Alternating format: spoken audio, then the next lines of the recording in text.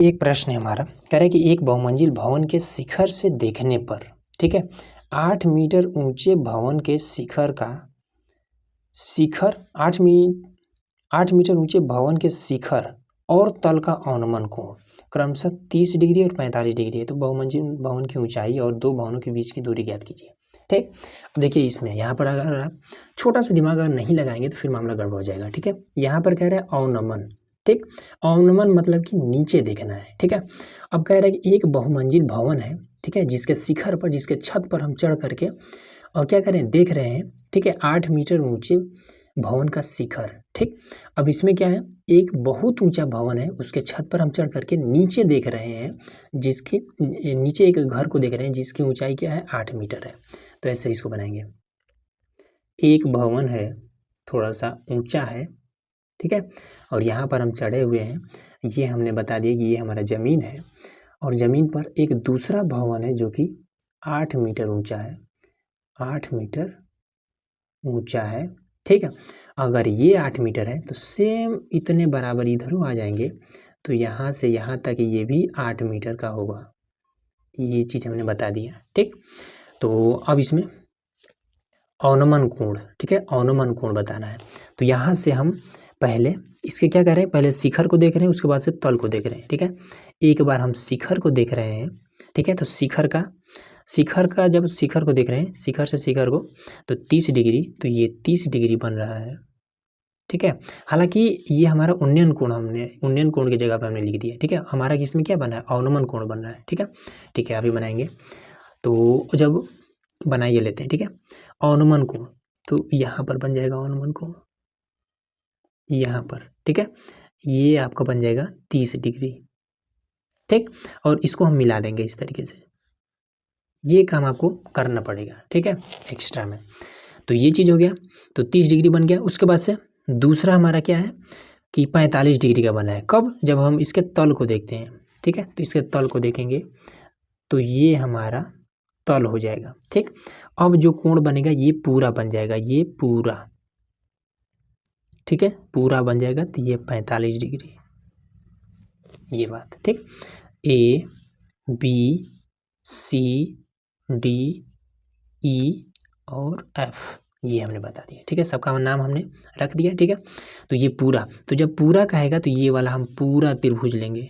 ठीक, तो आइए देखिए, सबसे पहले छोटा वाला त्रिभुज को लेते हैं। ठीक है, तो हमें पता है कि यहाँ से यहाँ तक की जो दूरी है ये 8 मीटर है। ठीक है, तो यहाँ से यहाँ तक की दूरी को हम h मीटर मान लेते हैं। ठीक है, अब इधर अगर h मीटर का है तो इधर आपका h मीटर का रहेगा। ठीक, ये चीज़ क्लियर हो रहा है। इधर की लंबाई अगर हम ज्ञात कर लेते हैं तो इधरों ज्ञात कर लेंगे, या फिर इधर का, या फिर इधर, कौनों तरफ ज्ञात करिए, कोनो दिक्कत नहीं है। ठीक है, दो भवनों के बीच की दूरी बतानी है। ठीक है, एक भवन ये है, दूसरा भवन ये है। ठीक है, तो इसके बीच की दूरी को हम मान लेते हैं कि x मीटर का है। क्लियर हो रहा है। अब आ जाइए फटाफट हल कर देते हैं। तो लिखेंगे यहाँ पर हल। तो सबसे पहले छोटा वाला त्रिभुज, ये 30 डिग्री वाला लेते हैं। तो ए सी बी, त्रिभुज ए सी बी में। ठीक, तो इसमें भी लंब है, और ये वाला आप देखिए, ये आधार आप ये वाला हो गया। ठीक है, तो ये अगर यक्स है तो ये भी आपका यक्स रहेगा। ठीक है, तो लिख देंगे कि tan थीटा बराबर में लंब बटे में आधार होता है, तो tan थीटा का मान 30 डिग्री है।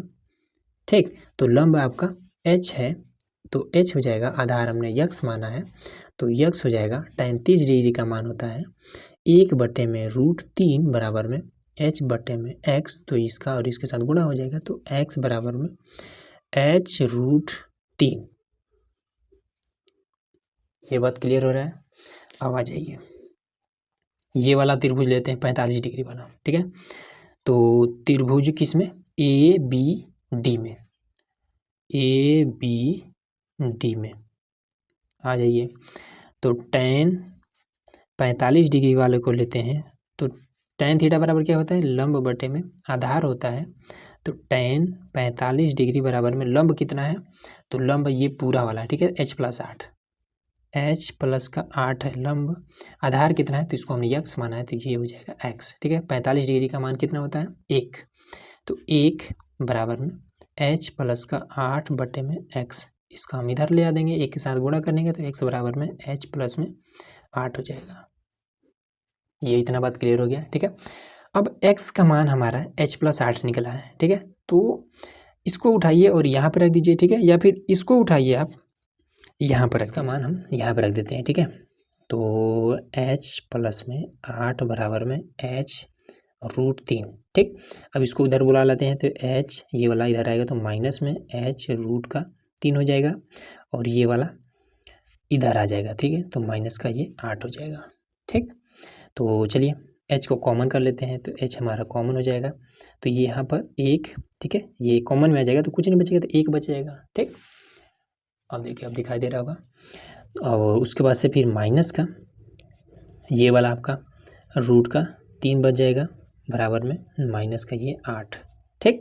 अब इसको हम इधर भेज देते हैं, तो h बराबर में माइनस के 8 और बटे में हो जाएगा 1 माइनस का √3, ठीक। अब यहाँ पर देखिए एक काम करते हैं, ठीक है।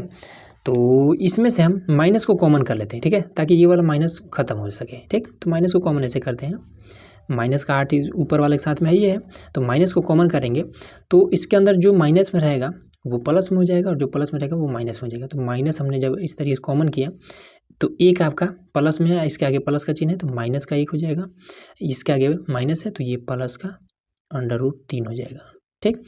माइनस माइनस खत्म हो जाएगा, ठीक है। अब इसको सही से लिख लेते हैं, तो h बराबर में 8 और बटे में इसको सही से लिख देते हैं, तो √3 को पहले लिख लेते हैं और ये -1 को बाद में लिख देते हैं, ठीक। यहीं पर अगर हमने इसको हमने इधर बुला लिया है, ठीक है, इसको अगर हम इधर बुलाए रहते ना तो ये वाला 8 आपका प्लस में होता और ये वाला माइनस का काम नहीं करना पड़ता, ठीक है। तो इसलिए आप लोग इसको आप इधर बुलाइएगा, ठीक, तब ये वाला काम नहीं करना पड़ेगा, कॉमन नहीं लेना पड़ेगा, ठीक है। अब यहाँ पर परिमेयकरण कर लेते हैं, बीच में माइनस है तो √3 और प्लस कर लीजिएगा 1, ठीक। फिर √3 और प्लस कर लीजिएगा 1, ठीक। अब इसका गुणा इसके साथ करा दीजिएगा तो h बराबर में 8 और √3 प्लस का 1। अब यहाँ पर देखिए, यहाँ पर एक फार्मूला यूज कर लीजिएगा, ठीक है।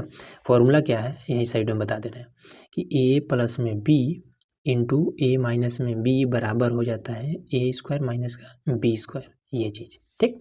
तो यहाँ पर भी a माइनस b और a+ में b, तो ये हो जाएगा √3 का स्क्वायर माइनस में b² मतलब 1 का स्क्वायर, ठीक। तो ये हो जाएगा 8 √3 प्लस का 1, अब देखा जाएगा, ठीक है। तो ये हो जाएगा, इसकी वजह से ये खत्म हो जाएगा, 1 का स्क्वायर 1 रह जाएगा, तो 3 में से 1 जाएगा, बचेगा 2, इससे आपका ये कट जाएगा, तो ये हो जाएगा 4 √3 प्लस का 1, ये आपका h, ठीक। h निकला, h का मान यहाँ पर क्या है ये वाला, ठीक। हमें क्या बताना है, बहुमंजिल भवन की ऊंचाई, ठीक है, इस पूरे की ऊंचाई हमें बताना है, ठीक। तो यहाँ पर लिख देंगे कि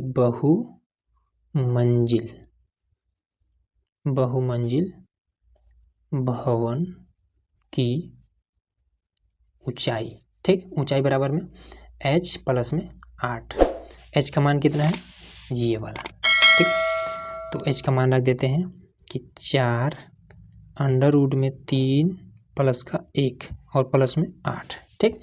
तो यहाँ भी 8 है, यहाँ भी आपका 4 है, तो 4 को हम कॉमन कर लेते हैं, 4 को कॉमन कर लेते हैं तो क्या बचेगा √3 प्लस का 1 और 4 दूना 8, ठीक है। इसमें जब 4 कॉमन कर लेंगे तो यहाँ पर 2 बचेगा, तो ये कितना हो जाएगा, तो ये हो जाएगा 4 और √3 1 और 2, ये हो जाएगा 3।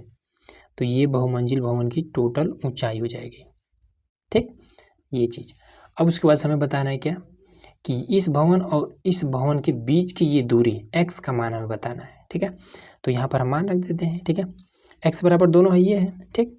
तो यहाँ पर हम मान रख देंगे, तो कौन सा मान रखेंगे, तो h का मान, ठीक है, ये वाला h का जो मान निकला है ये वाला, ठीक, इसको हम उठाएंगे यहाँ पर रख देंगे, तो x बराबर में h का मान 4 और √3 प्लस 1 है, ठीक, और प्लस का 8, ठीक है। ये तो सेम निकला है, देखिए इसमें से भी 4 को कॉमन कर लेंगे तो यहाँ पर बचेगा √3 प्लस में 1 और इसमें से 4 2 2 8, ठीक है।